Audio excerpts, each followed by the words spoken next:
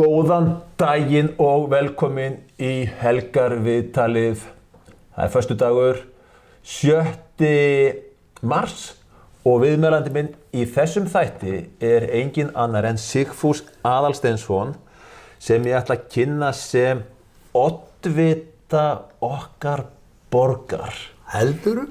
Heldur. Gaman að sjá þig, Fúsi. Velkomin. Sömuleiðis, alltaf. Hvernig var byrjað? Ég var aðeins að bara kynna þig til leiks.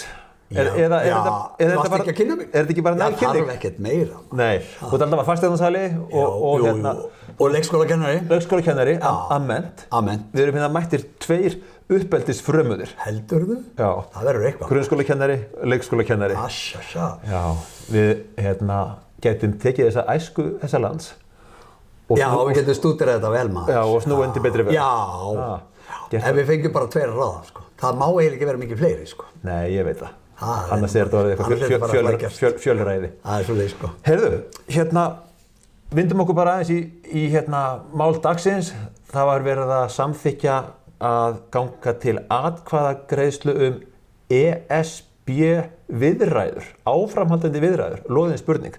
Viltu tjá þig um þetta? Ó já, þetta mér mjög kært mál. Ég mér var nú eiginlega auðvitað vissu að þetta myndi gerast, það búið að vera að tala um þetta. En þegar ég sá þetta bara á prenti áðan, bara, við erum búin að ákveða þetta og við ætlum að fara í framhald á viðræðum inngöngu í ESB. Er það spurningin? Á að fara í áframhaldandi viðræður? Já. Þannig að það er ekkert flókið, sko. Þannig að það er búið að vera í viðræðum? Hvað heldur að sé ekki búið að vera í viðræðum? Hvað er þessar konur að gera þarna úti annað en að vera í viðræðum og loforðum? Ég trúi ekki öðru. Nei. En ef við tökum þetta svona og pælum aðeins í þessu, þá án þess að fara að kryfja eitthvað til mergjar, þá er alveg ljóst að við höfum ekkert þarna inn að gera. Af hverju þurfum við yfir stjórnin okkar? Ef við eigum að fara í Evrópusambandið, af hverju er þá þessi stjórn að halda áfram? Hún mun lúta lögum Evrópusambandsins, ekki stjórnarskrá Íslands. Það er alveg ljóst. Það er verið að fara að brjóta stjórnarskrá Íslands. Við viljum það ekki. Alls ekki, sko. Ég hef alltaf sagt það að ef þú ert kosin inn á Alþingi, þá átt að vinna þar við að setja lög og reglur sem við förum eftir, en ekki að kalla eftir þeim einhvers staðar ókeypis utanfrá. Það satt hérna lögfræðingur með mér í síðustu viku og hann sagði að það rignir hérna yfir eða flæðir inn lögum sem að fá ekki þinglega meðferð, þau eru bara afgreidd. Þau eru bara afgreidd. Já. Svo er bara einhver umræða á Alþingi einhvern kaþólskan prest sem að vill bara fara eftir Biblíunni. Fólk bara eftir þeim orðum sem að hans trú er byggð á. Já, hans sannfæring. Hans sannfæring, og hann bara sagði hana. Nú er hann allt í öðru orðin til rannsóknar hjá lögreglunni. Maðurinn var bara að segja það sem það stendur í hans trú, það sem öll kaþólsk lönd fara eftir. Ég meina, hann var ekki í einhverju skítkasti yfir þetta fólk. Þeir sem hlustuðu á viðtalið, vita hvað hann sagði. Þeir sem hlustuðu ekki, þeir geta ímyndið sér allt. Já. Og talað kaþólsk lönd, það er fullt af kaþólskum löndum í Evrópusambandinu. Heldurðu? Ítalía, Spánn, Portúgal. Já. Ég veit ekki, eru Grikkir kaþólíkar? Ég veit það ekki. Nei, þeir eru ekki eitthvað ortodox og eitthvað, en það kannski skiptir ekki öllu máli, sko. En þetta fólk þarna inn á þingi, það er svo sem, eftir að þessi, fyrrverandi stjórn var í 7 ár. Hún var blanda af einhverju hægri vinstri, þó mestu vinstri. Allt sem gert var meira í þökk vinstri heldur en hægri. Hægri hluti var kannski sjálfstæðisflokkur af þessari stjórn, ef hann þá hægri. Ég held að hann sé nú meiri miðjuflokkur og móðflokkur í dag. Flokkur sem ég fylgdi eftir í 45 ár. En þeir eru bara farnir af sínum veg. Það er mín skoðun og svo ótal margar sem ég þekki. En ég held að þessar konur sem eru komna til að ráða núna hafi farið mjög illa að ráði sínu. Þær byrja kosningabaráttu sína á loforðum sem þær voru örugglega á leiðin að svíkja. Þetta mjög flott gert og mér langar aðeins að fara yfir það. Gjör svo vel. Þorgerður Katrín gaf ekki mjög mörg loforð. Það vissu allir að hún ætlaði í Evrópusambandið. Hún sagði ekki margt. En hver byrjar þegar stjórnin er stofnuð á því að vinna ein og sér að einhverjum málum í Evrópusambandinu og það kom ekki orð frá Kristrúnu og hvað þá Ingu Sæland. Þorgerður Katrín. Þegar hún fer að fylgjast með þessari orðræðu og þessari þögn Kristrúnar þessi mál, þá sérðu alveg, já, Kristrún sagðist ekki að gera neitt á fyrri hluta kosningatímabilsins í Evrópumálum og það þið farið mjög vandlega og varlega í þessi mál og allt það. Inga sagði bara nei, já. Ég minnir að Kristrún hafa sagt að þetta væri ekki á dagskrá. Já, hún sagði það nú eiginlega en einhvers staðar kom samt fram hjá henni og ég merkti það svo vel að minnstu kosti það ekkert farið ekki einu sinni rætt þetta á fyrir 2 árum. Já. En að fara í kosningu var aldrei til staðar og engum lofað því. Það var ekki rætt fyrir þessar alþingiskosningar. Ó nei. Það var ekki, hvað segir maður, eitthvað sem var kosið Ó nei. Það var ekki. Nei. Og það var enginn að kjósa þessa flokka til þessa. Ekki það ég viti. Það getur verið að hafa verið í höfðinu okkur öðru fólki, Já. En ef þú lest bara, ef þú skoðar bara þessa sögu og hvað þetta fólk búið að segja, ef þú bara, við erum nú búin að finna ýmislegt hjá henni Ingu Sæland sem að hún hefur sagt sem hún hefur ekki staðið eina sekúndu við. Og ég bara skil ekki fólki sem kaus hana. Jú, hún er að reyna að aðstoða öryrkja og aldraða í tengingum á þeirra launum, eins og þau vilja kalla þetta. Vísitölu tengja launin þeirra frá ríkinu. Já. Og allt gott að blessað þó að það séu búið að rigna yfir þau varúðar orðum. En ég hef bara ekki kynnt mér þetta mál og verið svo ég geti fjallað það. Okay. En það sem að Inga hefur sagt í öðrum málum, hvort sem að þau eru viðvíkjandi hælisleitendum eða ESB, hefur verið Ísland uppselt og nei við ESB. Það er bara ekkert flókið. Og er það gangi eftir? Hvað sýnist þér? Hún hefur þessi háu orð í hádegisfréttum áðan og talar hvað hún sé stolt af því að leyfa Íslendingum að fara og kjósa þetta. Já. Ég meina, til hvers þarf að kjósa? Þurftu Norðmenn að kjósa? Nei, þeir létu bara stórþinginu þetta eftir og það tók ákvörðun, við erum ekki að fara í þessar viðræður. Mér finnst að þetta breyta spurningunni. Já. Bara, vilt þú ganga í ESB eða ekki? Eða bara já og nei? Það er eina rétta spurningin. Já. Viltu ganga í ESB? Ertu hlynntur Inngöngu í ESB? Svo bara já eða nei? Nei, ekkert annað. Já. Þú ert ekki að flækja þetta á neitt nátt. Já. Það sem að manni finnst meira er, og eiginlega vil segja það, mér finnst þetta ESB-mál þessar ríkisstjórnar hennar til algjöra neysu. Það er ekki staðið við einasta hlut og það er kannski vandamáli. Ég er farin að halda það að þessum konum sé búið að lofa þessum konum einhverjum törnspýrum í Evrópusambandinu því barátta þeirra er slík. Já. Ég heyrt það að það myndi opnast fyrir einhver, ég hef heyrt 500 stöðugildi fyrir bjúrókrata frá Íslandi ef við myndum fara þarna inn. Já, ég hef svo sem ekki heyrt þessa tölu en auðvitað vitum við það að það fer fullt af fólki þarna. Já. Og hvað heldur að séu margir innan stjórnkerfisins sem að vita að þeir farið þarna. Og dreymir að fara þarna. Og dreymir að fara. Já. Nákvæmlega. Örugglega betri laun. Fyrir þessa 5 til 6 þingmenn sem við fáum inn. Já. Sem er ígildi hálfs þingmanns niður á Austurvelli. Það er svoleiðis. Já. Með höfðatölu. Það er svoleiðis. Já. Þannig að við erum bara rétt flís þarna inni í þessu stóra þingi. Já, við höfum ekkert annað að segja. Mér langar líka að taka eitt fram. Já. Og mér langar svo til að unga fólki sem er að reyna að hugsa Evrópusambandið sem einhverja lausn á húsnæðis- og vaxtamálum sínum. Já. Það þarf einhver að skýra þetta fyrir þeim. Við erum ekki að fara í Evrópusambandið og taka upp evru á morgun. Við erum ekki einu svona að fara í Evrópusambandið á morgun þó að aðelda viðræður muni hefjast, ef það er þá nokkuð tímann hefjast. Já. En ég held að þetta fólk verða átt að sjá því að það tekur okkur mörg ár að ganga inn í Evrópusambandið, segjum bara 3 ár, 3-4 ár. Þá fyrst má fara að vinna því að reyna að taka upp evru á Íslandi. Ég er maðurinn sem segir 10-20 ár. Ef það tekur 20 ár, þá héðan í frá er þetta kannski 25 ár. Sko, hvað getum við sjálf gert á 25 árum? Hvað hefur við sagt í okkar umræðum það hvernig við skulum hátta vaxta húsnæðismálum á Íslandi? Það er alveg til lausnir. Já. Menn verða bara að vilja sjá þær. Hagsmunir margra eru svo stórir að það er ekki hægt að fara þá leið. En fyrir almenning, það er besta leiðin.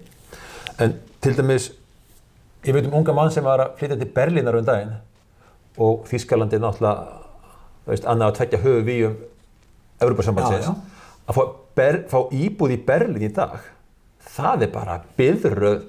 Sko, ég sá biðröð daginn, þetta var bara, ég var sendt myndband, það var bara örugglega 300 metra biðröð bara að fá að komast í opið hús. Það er bara eitt sem fær að flytja þá íbúð. Og hérna, húsnæðisverð, hefur það eitthvað, það hefur ekkert lækkað fyrir til dæmis í Berlín, það hefur hækkað. Já, það hefur hækkað. Já, og samt er hérna Þýskaland í ESB. Þannig að þessi draumsýn að húsnæðisverð myndi lækka, ég myndi frekar halda að myndi hækka, myndi ganga inn í Evrópusambandið fyrir það sakir að það eru miklu meiri líkur á að hingað myndi hrúast ennþá fleira fólk. Sko, þetta er allt draumsýn. Ef að þetta er skoðað ofan í kjölinn, þá sér fólk að þetta er ekki lífi sem það heldur að sé. Ég er svo hræddur að fólk sjáu bara svona sól og bekk. Þannig verði lífið á Íslandi líka ef við göngum í ESB. Já. En Írar eru ekki að horfa á sól og bekk í dag. Þeir gengu í Evrópusambandið. Þeir sögðu við ætlum að halda okkar landhelgi, við ætlum að halda okkar kvóta. ESB fekk ákveðin hlut af kvóta Íra, en þeir fengu alltaf ákveðið lágmark af honum og áttu alltaf að halda honum. Síðan ef það væri gefið meiri veiði, þá fengu þeir sinn kvóta, bætt aðeins við og ESB fekk afganginn. Nú labbaði ESB inn til Íra og sagði daginn, þetta heldur ekki þetta samkomulag okkar. Við ætlum bara að fá miklu meiri kvóta. Já. Ætlum við að lenda í þessu? Eigum við sem sagt að leggja af fiskvinnslu á Íslandi, fiskveiðar á Íslandi, svo að þær geti flust til Spánar, Þýskalands. Ég myndi halda að það væri bara, geti borist kauptilboð, kannski bara í Samherja og hann geti bara flust til Bremenhaven. Akkur ekki. Það er allt galopið. Ég myndi að frjálst flæði á fyrirtækjum, fólki og fjármagni. Fólki, þarna komstu með hitt, fólki. Já. Við hefðum ekkert það að segja hvort það kæmi hingað fólk eða ekki. Við höfum svo sem ekkert það að segja, Linur. Nei. Það er bara eitthvað fólk hérna á Alþingi sem heldur þessum hurðum opnum. En við trúum því að við getum lokað þeim, það ekki? Það er ekkert mál. Það er nefnilega ekkert mál. Já. En þetta fólk heldur þeim opnum að því að þau vera að sýna ESB. Þá leið sem hægt er að nota á Íslandi. Sigmundur Ernir sagði daginn að þetta væri bara, ég veit ekki hvað sko, við værum bara kjánar, við værum bara, ég veit ekki hvað, við erum að sætta okkur við það, við værum að fara að blandast. Já, þetta er eins og lögreglustjóri fyrirverandi í Viðreisn sagði Grímur Grímsson? Já, þetta ástand væri bara komið til að vera. Glæpamannástandi. Já, við getum ekkert gert í því þetta er búið, við erum búin að tapa. Já, þetta er rosalega. Hvað finnst þér svona stjórnarmenn? Mér finnst að svona fólk náttúrulega er ekki stjórntækt ef það gefst upp. Nei, það er það ekki. Það er það ekki.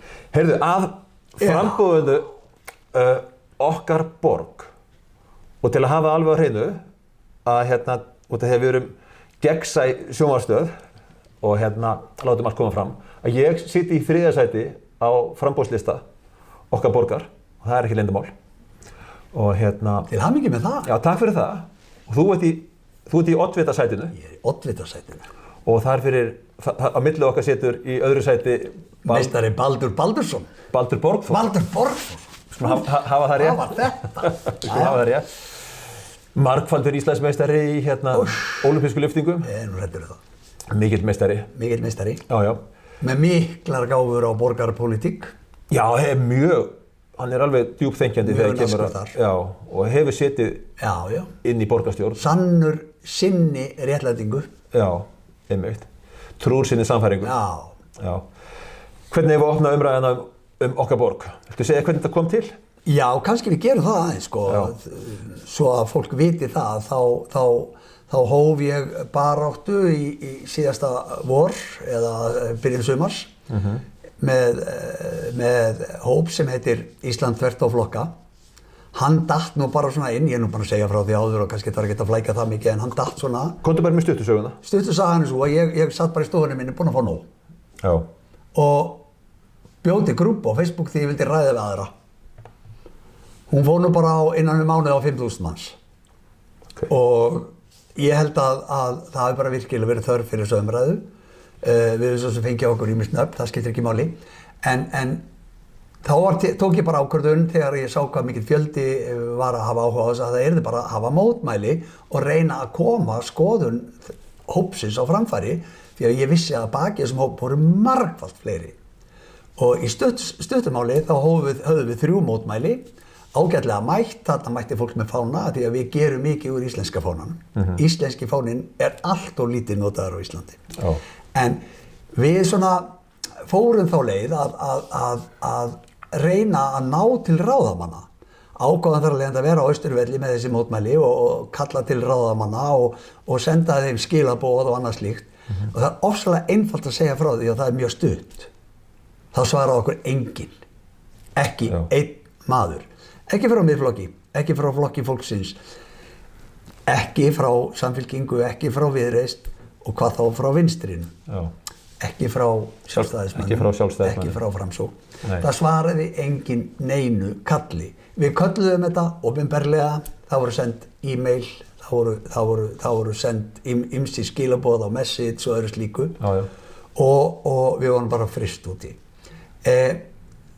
Þetta kemur þar af leiðandi í framhaldi af þessu kemur svo umræða verðum við ekki bara að gera og stofna eigin stjórnmálaflokk þar sem við getum tekið á þeim atriðum sem að okkur finnst öllu máli skipta og það eru þau atriði sem eru stefnuskráningar sem við skulum fara yfir og eftir. En það er náttúrulega 3 ár tæp í næstu alþingiskosningar. 2,5 ár. Og við sáum fram á það að borginni væri svo illa stjórnað og hún væri svo sýkt af öllu því sem að okkur finnst ama að okkar landi að við hugsaðum förum í þessa borg.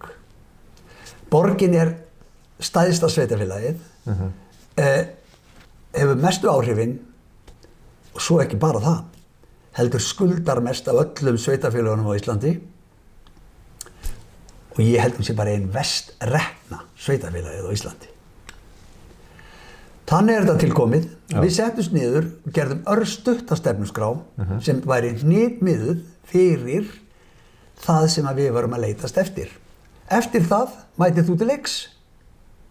Heyrðu, takk fyrir það. Hér er ég komin. Þarna ertu komin. Þá skulum við vinda okkur aðeins í stefnumálin. Hvar viltu byrja? Bara fyrsta eftir. Já, sko, máli er aðeins svona til. Stefnumálin eru 7 og öll jafn mikilvæg. Hvort að það byrjar á 1 eða það byrjar á 7, þau eru öll jafn mikilvæg. Það er verið ekkert að hefja leikinn á 1 frekar en öðru. En okkur þótti við hæfi að fyrsta stefnumálið okkar var það í hælisleitendur. Ástæðan er svo að þvert á flokka hefur unnið ötullega því að reyna að gera fólki skiljanlegt hvert við erum að stefna, kostnaðinn sem af því hlýst og reyna að taka eitthvað skikk á þessu. Hvernig getur Reykjavíkurborg sinnt því? Jú, það er nefnilega gríðarleg völd sem að Reykjavíkurborg hefur. Því að það eru mörg þúsund hælisleitendur í íbúðum Reykjavíkurborgar, búseta og öðrum útleigðum eignum fyrir þennan hóp. Eins og ertu að tala um félagsbústaði og... Já. Já. Eru til opinbera tölur sem liggja fyrir fjölda hælisleitenda, flóttamanna sem að Reykjavíkurborg hýsir, kostnaði sem af þeim hlýst og þar fram eftir götunum? Nei. Þegar flóttamaður kemur til Íslands, það rétt skilið hjá mér að þá gerir ríkið samning við Reykjavíkurborg til 2 ára? Rétt. Að 2 árum liðnum þá situr jafnvel hælisleitendinn enn á Íslandi og kostnaðurinn leggst það bara á Reykjavíkurborg og þar af leiðandi þá sem greiða útsvar þangað. Allt rétt. Svona kerfið. Ríkið ábyrgt fyrir þessum hópi, ríkið ábyrgt fyrir landamærunum. Reykjavíkurborg hefur ekkert að gera við þessi landamæri. Landamærin ættu bara að vera á loku núna og við ættum að vera að taka til heima hjá okkur. En þetta allt rétt hjá þér. Ríkið óskar eftir því að borgin taki við og önnur sveitafélög og þessi sveitafélög taki við fólki og við höfum alveg heyrt af sveitafélögum sem eru bara komin upp fyrir háls í vandræðum og kostnaði og spurning hvert þau stefna. Málið að þegar að ríkið gerði samning við Reykjavíkurborg að taka 1800 manns til sín og veita þeim húsaskjól og allt sem því fylgir, þá var síðan bætt við 300 manns. Var það 1800 manns á einhverju einu ári eða? Ég held þeir hafi komið á 2 árum, 1,5 ári, þessi hópur. Og það var gríðarlegur handagangur í öskunni þegar var verið að koma þessu fólki við. Þarna unnu bara innflytjendur á fullu við það. Það var sérstaklega aggressífir aðilar að leita íbúðum til leigu sem voru síðan yfir boðnar í leigu til að ná þeim fyrir Reykjavíkurborg svo að þær getur komið þessu fólki í eignirnar. Þar að leiðandi þetta ekki bara félagsbústaðir. Nei, ég kannast við það. Ég á íbúð upp í Breiðholti sem ég leigi út og það var, ég auglýsti hana, held ég bara á bland.is og þeir sem höfðu samband við mig og lögðu mikla áherslu á að fá íbúðina. Það var einhver svona útlendingaskrifstofa Reykjavíkurborgar og þeir einmitt, þeir buðust til að borga hærra heldur en ég var búinn að auglýsa íbúðina fyrir. Þannig að þeir virðist alveg hafa pening í þetta verkefni. Og bara, það er alltaf verið að tala um að það séu gráðir leigusalar sem að segja hækka verðið. Akkúrat! En markaðurinn ef kemur eitthvað frá bíðu, segir bara, heyrðu, ég skal borga 10-20 skall meira. Það slæri ekki hendina mútið því. Þannig var þetta nú, sko. Við erum með svona leigumilun á mínu starfsstað og það stoppaði ekkert síminn frá þessum aggressífu erlendu aðilum sem unnu að því að safna upp húsnæði fyrir þennan hóp. Og þeir voru ekkert að hika við það að segja við borgum betur. En þarna voru gríðarlega há leiga greidd í mörgum tilfellum og allar ábyrgðir gefnar út af Reykjavíkurborg. Þetta hefur ekkert breyst. Þetta fólk ekkert farið. Málið að það ekki bara þannig. Heldur líka, og nú langar mig bara að taka það fram, að síðasta dæmi frá Garðabæ og komið þessari viku. Það nú ekki margir hælisleitendur í Garðabæ, því að þeir eru svo sniðugir að þeir koma þeim bara fyrir öðru sveitafélögum eða þeir taka við þeim. Og þeir hringja í eigendur eigna í Reykjavík og senda þá þangað í leigu. En taka ábyrgðin á leigunni í þessi 2 ár. En hvar heldur þá að viðkomandi standi þegar 2 ár eru búin? Í því sveitafélagi sem maður situr í en ekki í Garðabæ. Já, þetta er náttúrulega íbúðaskortur, þannig að ef þú ert komin í einhverju íbúð þá kannski minni líkur að flytja úr henni. Já, og aftur í Garðabæ. Ég er ekki að sjá að Garðabæ segja, heyrðu, þetta er komið 2 ár, við verðum að taka þig aftur, sko. En þetta er ekkert bara Garðabær. Ég meina, þetta er hlutir sem hafa komið frá Hafnarfirði og allstaðar og Hafnarfirður hefur verið að leita á Selfoss og þetta er risamál. Þannig að þú varst að segja að húsnæðisvandi sé innflutt vandamál. Gjörsamlega. Sko, við höfum að taka eitt fram. Í því þjóðfélagi sem við búum í dag, þá höfum við þurft vinnuafl. Margir segja að því að við nennum ekki að vinna láglaunastörfin. Ég ætla ekki að dæma það, en inn hefur verið flutt fólk til að starfa. Við erum bara komin í vítahring. Við erum komið 80.000 innflytjendur á, ég veit það ekki, 10 árum kannski. Einhvers staðar þurfa þeir að búa. Einhvers staðar þurfa þeir að búa. En hvað allir þessir innflytjendur að gera? Þú áttar þig á því að þú ert með 80.000 innflytjendur. Hvað þarftu margats að þjóna innflytjendur? Þannig að við þurfum kannski 40.000 manns eða 30.000 eða 25.000 sem að koma í störf. Með þeim fylgja annarkvort konur eða konur og börn. Já. Og við tökum við öllum þessum hóp og hver þarf síðan að sinna þessum hóp? Við þurfum þar að leiðandi að flytja inn fleiri til að sjá þessa fleiri.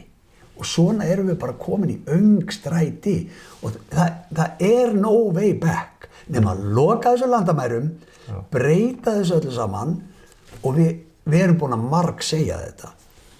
Lokum þessi 5 ár. Já. Við vitum alveg hvað þýðir að loka. Íslendingar eru ekki lokaðir heima og margir aðrir ekki lokaðir úti. En við ætlum bara að vinna úr þessum hóp sem kemur. Svo erum við alltaf að tala ólöglega hælisleitendur. Já. Sko, það er bara fólk sem kemur ólöglega inn í landið. Þetta er rosalega einfalt mál. Sá sem kemur ólöglega inn í landið, hann fer bara út úr landinu aftur. Já.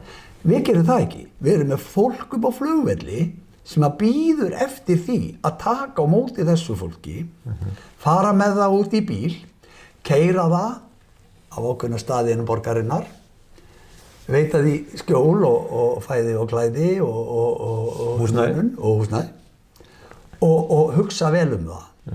Þannig að það er nú kannski ekkert slæmt fyrir fólk sem að hefur það ekki gott í sínu heimalandi en það er ekki stríðendilega. Hefur það ekki gott og heyrir því að frændi, hann sé bara í vellistingum á Íslandi. Já. Sko við getum talað þessi hælisleitendamál hér fram til 10 í kvöld. Já. En við skulum ekki gera það, við skulum taka fleiri atriði, en það sem ég finnst þurfa að gera á öllum landamærum, út af því að hverjir eru það sem að flýja. Það er náttúrulega fólk sem er, stríðshrjáðum löndum og býr við lakari kjör, einhvers staðar annars staðar. En svo náttúrulega sem sagt þeir sem eru að flýja réttvísina. Akkúrat. Og ef að þeim er bara boðið inn á rauðum dregli, þá er það náttúrulega gefið ekki gott fordæmi. Þannig að mér finnst að þurfa að vera bakgrunnsrannsókn á fleiri en bara Hells Angels. Og af hverju fáum við bara að heyra fregnir af einhverjum Hells Angels sem eru stoppaðir út á velli? Já, eða bara, að það sé bara einhver fjölskyldusamkoma í Hells Angels. Hérna eru sagðir á annað 1000 manns sem enginn veit hvort það er á annað 1000 eða 3000 ólöglegir í landinu. Það er að segja, þeir eru ekki staðsettir í hús. Það veit enginn hvar þeir eru. Löggan rekst einstaka sinnum og einn og það er bara við hennar hefðbundna umferðið eftir lit sem hún er mest upptekin af. Og þá er státað á honum í blöðunum, en hinir nokkur 1000 eru þannig einhvers staðar og einhvern veginn hafa þeir í sig og á. Já. Og við vitum alveg hvað þeir fá þá vinnu og við hvað þeir vinna á allt þetta. En þetta vill enginn vita á þessu landi. Það vill bara en þetta. Og það er bara svo margir búin að segja mér það. Þú komst með það, sko. Þeir sem eru að flýja hönd réttvísinnar. Hinn langa lagana arm, já. Það er sagt að það sé svo auðvelt að fylgjast með, sko, þetta flett upp öllu í dag, en náttúrulega ef viðkomandi rífur passan sinn og fleygir honum á klósettið og segir bara, hér er ég komin, og ef hann er bara boðinn velkominn, þá finnst mér það óábyrgt. Sko. Það er alltaf verið að tala hryðjuverkaógn og öryggisástæður og þannig að mér finnst það þurfa að vera öryggi á landamærum. Ég finnst það persónulega. Sama hver segir. Það er engin bakgrunnsrannsókn á fólki. Því að það er bannað að skoða tennur, það er bannað að taka blóðsýni og það er bara bannað að efast fólk. Já. Það eitt og sér er stór hættulegt. Þú og ég sjáum það. Ég skil ekki akkur þetta fólk sér það ekki. Fólki kemur inn í landið, segist vera þessi, án vegabréfa, án nokkura upplýsinga hver það sé. Heldur segir bara ég heiti Jón Jónsson og ég er frá Afganistan. Já. Ok, þú átt bátt, er það ekki? Jú, ég á mjög bátt. Ok, og þá bara ferði inn í hefðbundna ferli. Sko mér þykir þetta bara svo skelfilega heimst. Ég kemst ekki yfir það. Já. Hvers vegna megum við ekki rannsaka fólk, skoða bakgrunn? Ef að það einhver efi, þá ferðu bara út úr landinu aftur. En við eigum ekki að hleypa fólkin inn. Ef það kemur ólöglegt, þá ferða. Með þeim sem að bara það hingað. En mér langar að segja eitt sem er mjög gott. Það kom til mig Pólverjar sem eru sagðir Úkraínamenn og þeir voru að biðja vinnu. Og ég spurði þá, þið eru Pólverjar en þið eru Úkraínumenn. Já, við fórum bara til Úkraínu og keyptum okkur skilríki og þá fengum við líka bara húsnæði og allt hér. Og svo hlóðu þeir sér veika. Já, ok. Hverjir gleyptu þetta? Íslendingar. Já. Við viljum að vera svo góð. Já. Hvað heldur það sé mikið af þessu? Félagi minn er einhver sprautaverkstæði, ég verð að segja þess að hvað er það? Af því við erum aðeins, við skulum ekki eða öll tíma niður. Nei, Félagi minn er einhver sprautaverkstæði og hann segir við mig, veistu það, ég er að gefast upp á þessu landi, ég segi hvað? Það komi til mín 3 arabar múslimar eða hvað hann vildi kalla það og ég var ekkert endilega, það skiptir ekkert öllum máli hvað þjóðflokk þeir voru. En þeir komu til hans og voru með Benz, gamlan Benz sem var þannig farinn að þetta sprautan, hann er með sprautaverkstæði þessi gæi. Og hann segir við þá, býtu, býtu, hvað er þið, akkur er þið með hennar bíl og já, við erum í leiguakstri, og vingaðist talsvert við það því að hann vissi að hann geti fengið einhver upplýsingar. Hann segist nú vera rasist þessi maður. Hvað er rasisti? Það er alveg spurning. Já. En hann vingaðist þessa drengi og þeir sögðu hann bara sóla söguna. Þeir sögðu, við höfum allir komið til þessa lands, til þess að lifa drauminn. Við fengum allir íbúðir. 8 á því, 3, allir með íbúð. Ok, hvað gera þeir? Þeir lifa allir í einn íbúð, leigja hinar 2 út. Nota bene, það er ekkert eftirlit. Það er ekki fylgst með neinum. Þegar þú ert komin hingað, þá ertu bara rauðum dregli. Það er bara bannað að trufla þig. Já. Ok, hvað gera þeir? Jú, þeir leigja 2 íbúðir út. Þeir keyra einhvern leigubíl. Þeir leigja 2 íbúðir út svart. Hverjum leigja þeir? Jú, innflytjendum sem að, hvað, eru í svartri vinnu. Þeim sem að komast ekki í gegnum þetta opinbera kerfi hafa ekki tekjur til að sýna að þeir geti leigt íbúðir og eru hér svona á einhverju biðstatus og hafa jafnvel ekki atvinnuleyfi. Ok, þetta fólk er í fullri vinnu. Þetta er svo súrt. En þessir gaurar sátu hlæjandi og fannst þetta allt svo æðislegt. Og hann sagði við mig, félagi minn, þeir höfðu það bara fjári gott. En það er ekkert óeðlilegt. Ef þeir eru á bótum frá okkur, keyrandi leigubíl, skiptast á bensanum og búa allir í sömu íbúðun og leigja hina 2 út. Þetta er eins og argandi skáldsaga. Þetta er náttúrulega bara skelfilegt að skattfé almennings fari svona. Tökum þetta út, byrjum á næsta. Já. Næsta atriði, gjöru svo vel. Heyrðu, sko, já, það sem við erum að reyna að segja bara er að sko hælisleitendamálin og allt þetta fólk er bara ábyrgð ríkisins. Það er ekki ábyrgð Reykjavíkurborgar. Þar að leiðandi munum við bara segja upp þessum samningum. Já. Og ríkið sér sína, ekki Reykjavíkurborg. Já. Númer 2 er svo skiljanlegt að Reykjavíkurborg er skilyrti þess að sjá borgarbúa, að hugsa sitt fólk.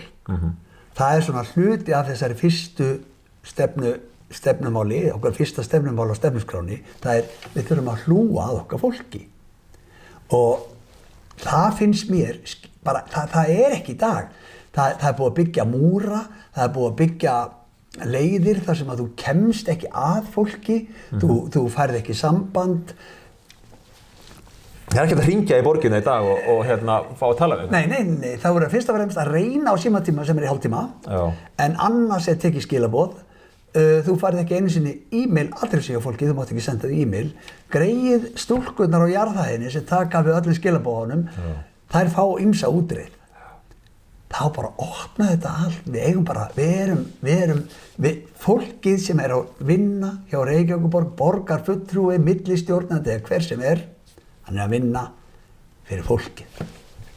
Þannig að þú vilt aðgengilegri stjórnsýslu? Aðgengilegri og opnari stjórnsýslu. Já.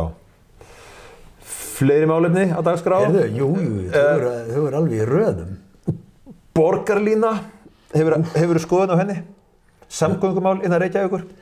Mér finnst náttúrulega bara borgarlína og samgöngumál renna í eitt. Já, erum við það komið með efni í annan þátt eða? Nei, þetta vera 7 þættir. Þetta má vera þáttaröð. Við skulum reyna að fara í gegnum þetta, ef við getum það, en þetta eru mjög alvarleg mál. Já. Borgarlínan náttúrulega bara,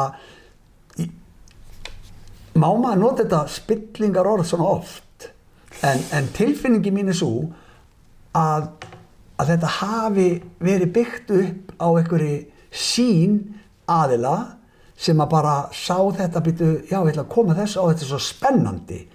Það var ekkert annað, það var ekki hugsað kostnaðinn, það var ekki hugsað truflunina, það var ekki hugsað samgöngur, það var bara ég ætla að flytja fólk á 25 mínútum frá Lækjartorgi í strætó á miðjunni, ekstra á milli 2 akreina og upp í Breiðholti að Grafavog eða Mosfellsbæ, og Mosfellsbæ það lengur. Já. En ok, tökum þetta stutt. Borgarlína bara gjaldþrota mál. Þetta fólk búið að gefa út skýrslu eftir skýrslu síðastliðin 7 ár. Það búið að breyta, bæta, laga. Borgarlína átti einhvern tímann að kosta 20-40 milljarða. Eftir það fór hún í 40-60. Ég heyrði einhvern tímann 80, en ert þú búin að heyra 140? Nei, það allar tölur í kringum borgarlínu eru óljósar. Óljósar. Loðnar. Ég búin að heyra 140 og þeir hafa alveg gefið það út að þetta gæti verið 140. Stoppkostnaður. Stoppkostnaður borgarlínu. Já. Stoppkostnaður borgarlínu náttúrulega mestu leyti kostnaður við borgarlínu. Það að segja þessa strætóa á hjólum. Búa til þessar... Búa til akreinar.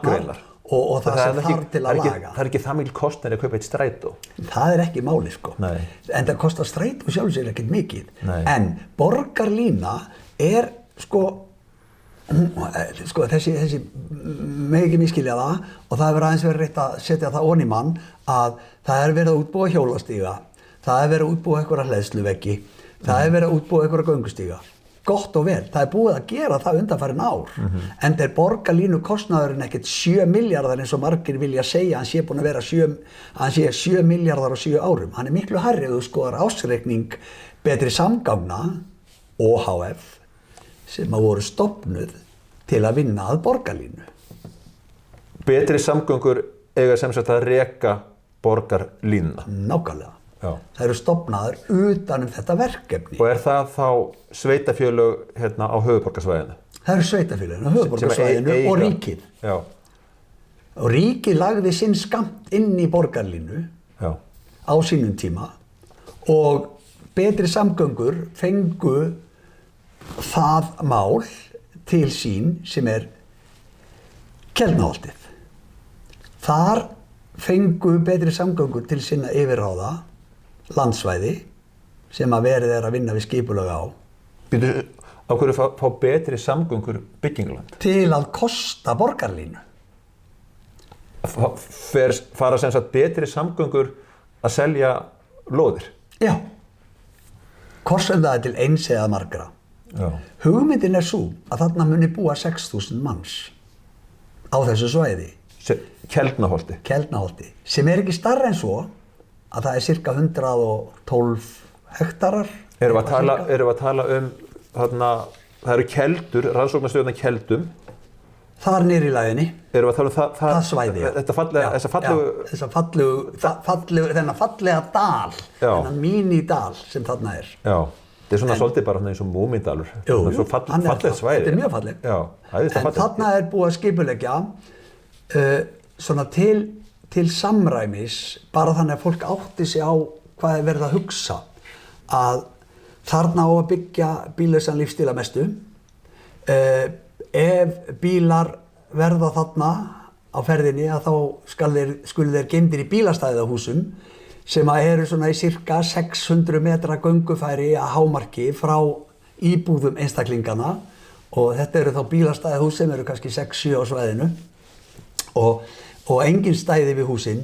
Getur ímyndaði fermingaveislunar og ammalinn og allt þetta, og hvernig þetta gengur allt upp, eins og þetta gengur nú illa upp núna niður í Valsreit. Skipulagið þannig að það eiga að vera bílastæðahús fyrir hverfi? Já.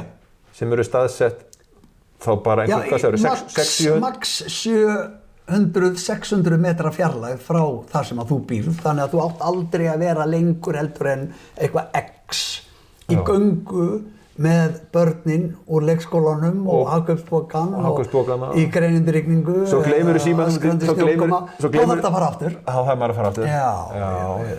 Þetta æðislegt. En aðeins, ég var að skoða hérna betri samgöngur og ég hef verið að nefna þetta við fólk og þetta stendur alveg skýrum stöfum í þessu held ég sem er kallað samgöngusáttmáli að til að reka betri samgöngur eigi að fara að rukka inn svokölluð umferðargjöld. Það er hinn hlutinn. Já, geturðu útskýrt? Tafa og veggjöld sem er núna búið að breyta í flýti og veggjöld af því að tafa leit náttúrulega illa út.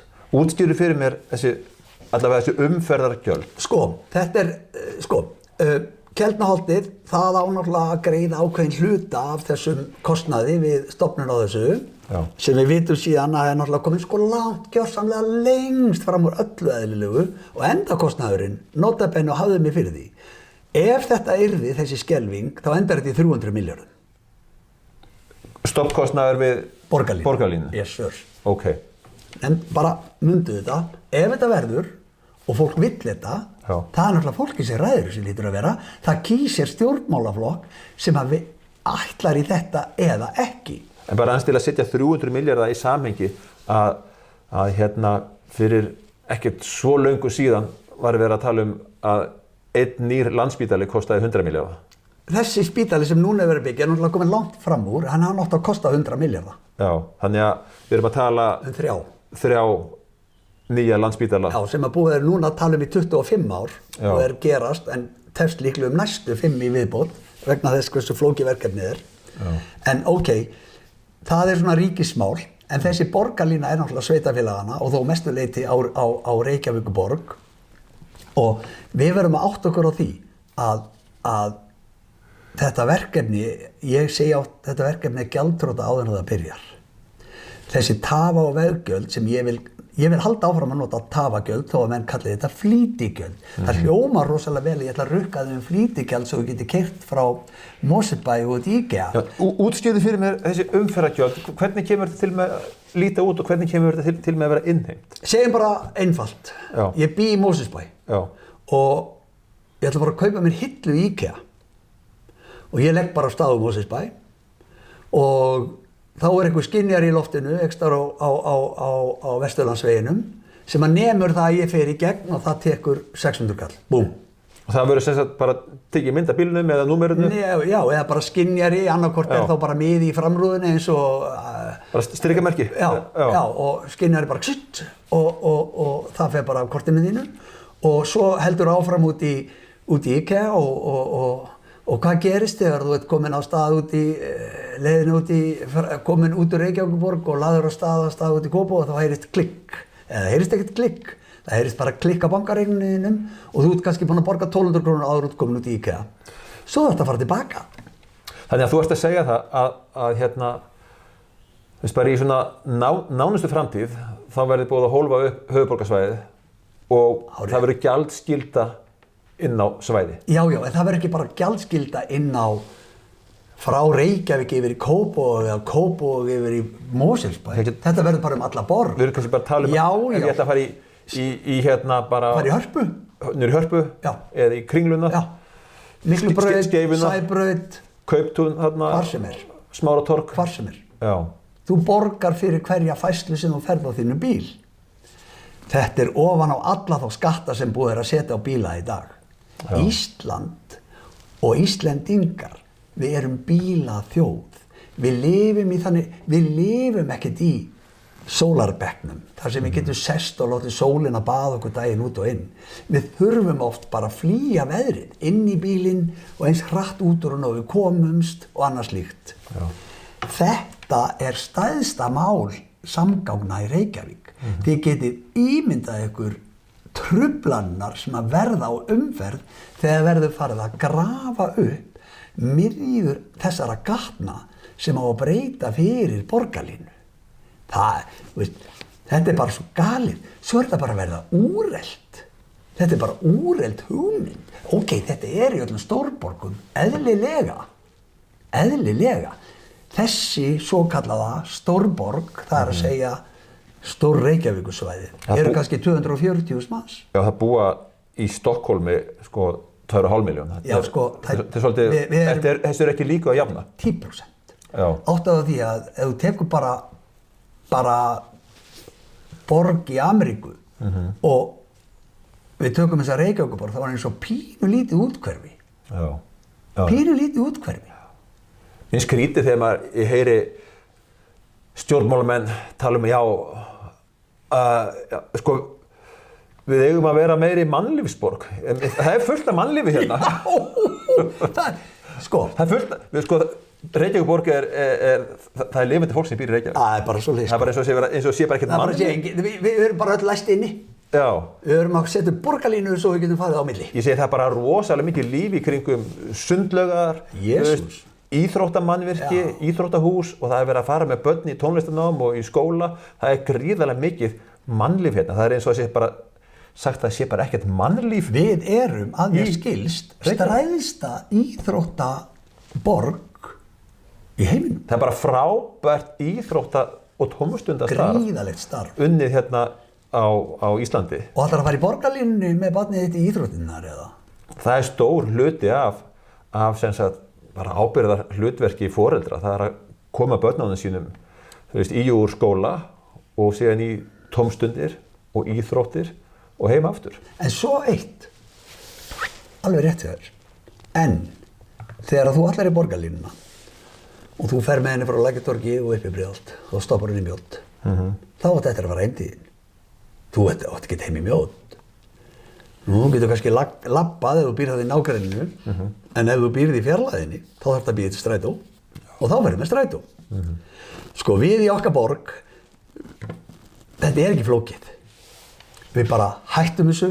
Það er ekkert búið að eyða svo miklum peningum í borgarlínu. Það er búið að gera göngustíga, það er búið að gera hjólastíga, það er búið að gera fallega veggi einhvers staðar og eitthvað. Þetta stendur allt og þetta verður allt í notkun. Það er kannski búið að eyða 7 milljörðum í laun og kostnað til þeirra sem við þetta vinna og verkfræðistofa sem hafa verið að teikna þetta, hverja teikningu fætir annarri. Og útluta byggingarlandi til, í Keldnaholti til... Sem á síðan að kafsetja í byggingum, svo hægt sé að ná sem mest út úr því, sko. Já, mér finnst það skelfileg.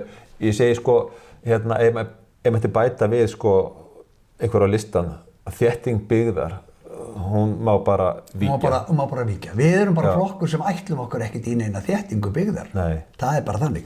En það sem að mér langaði að segja og mér finnst skipta öllu máli er að við í okkar borg við viljum bara hafa frítt í strætó.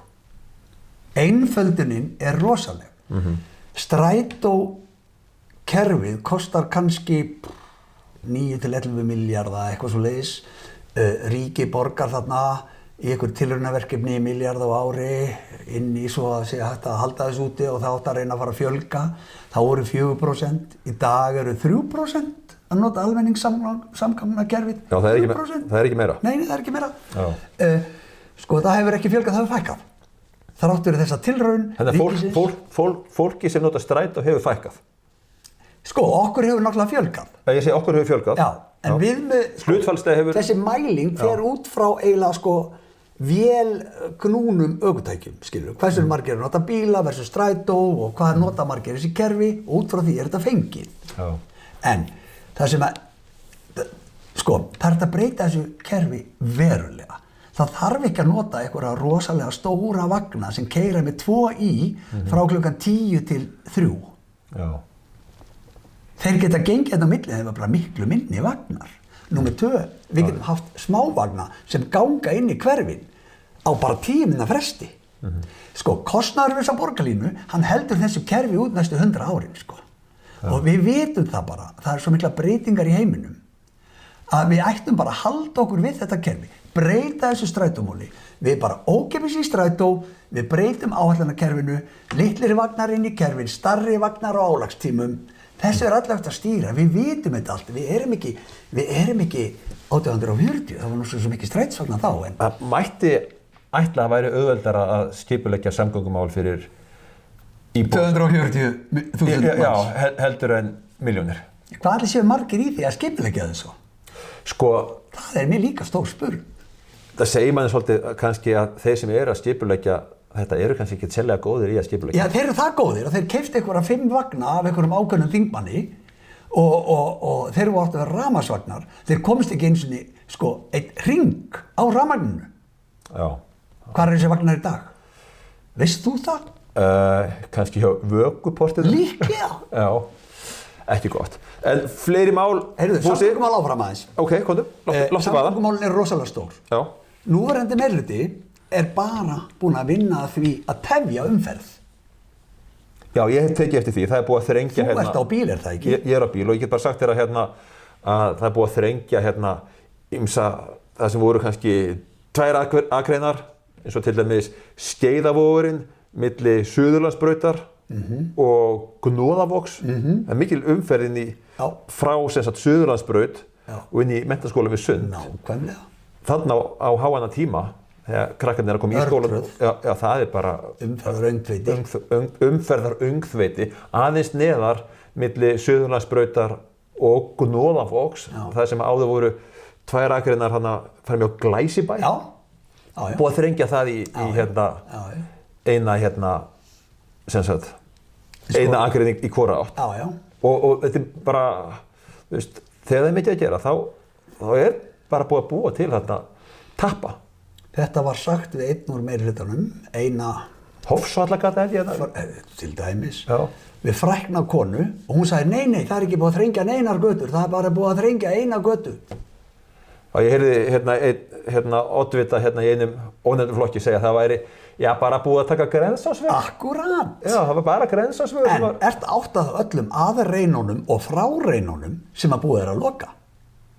Það er eitthvað sem menn verða að skilja. Já. Í dag þarf þetta að bíða á beygjuljósi til að beygja. Vegna þess að það er búið að taka að og fráreinar sem að héldu umferðinni í flæði. Já. En í staðinn fyrir myndastu röð niðurittir. Ég veit alveg hvað þetta fólk er að gera. Það er að búa til teppur, það er að búa til stopp á umferðina svo þetta líti allt nógu illa út. Það er verið að taka að og fráreinar og tala. Bara besta dæmið, nýlegasta dæmið er upp á Ártúnshöfða, upp á horninu við Árbæ. Já, það er mjólkursamsölunni. Já, þar voru teknar akreinar og bara farið í stórkostlega kostnað við að fjarlægja þessar akreinar og malbika einhverja stígu á læti. Já. Og þetta var gert til þess að forðast slys. Veistu hvað eru búin að vera mörg slys þar? Síðan? Nei, áður. Nei. Ekkert. En veistu hvað þá var sagt? Veistu hvað þeir sögðu? Hvað er með það? Við erum að forðast slysin. Þú þetta? Við erum að forðast slysin. Já.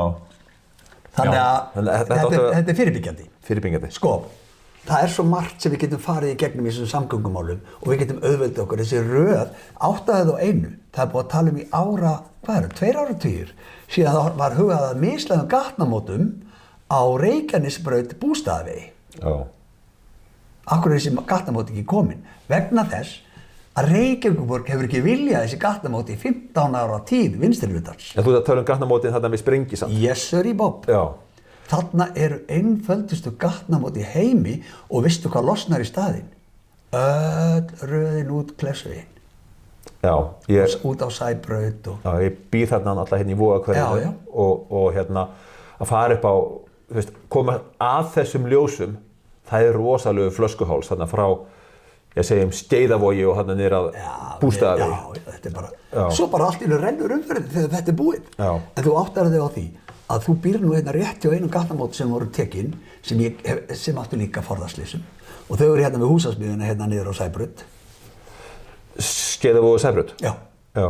Þar var tekin af beygjuakrein. Já, þessi gata heitir hérna, það kemur Skeiðavogur, svo já, ég veit ekki hvað hann heitir niður. Ég man ekki hvað, Kleppsmýravegur eða eitthvað svona. Já. Þarna var bara lokað. Já. Og þarna var verið að, ég skil alveg að það sé verið að huga því að það sé ekki slysahættur við það. En það eru bara til gangbrautarljós og stýrikerfi ef það væri bara eitt í það. Þetta er glórulaus breyting. Nota bene, hérna niður frá er mörg þúsund manna hverfi sem að bættist við en það verið í staðinn fyrir minkað akrein, fækkað akrein.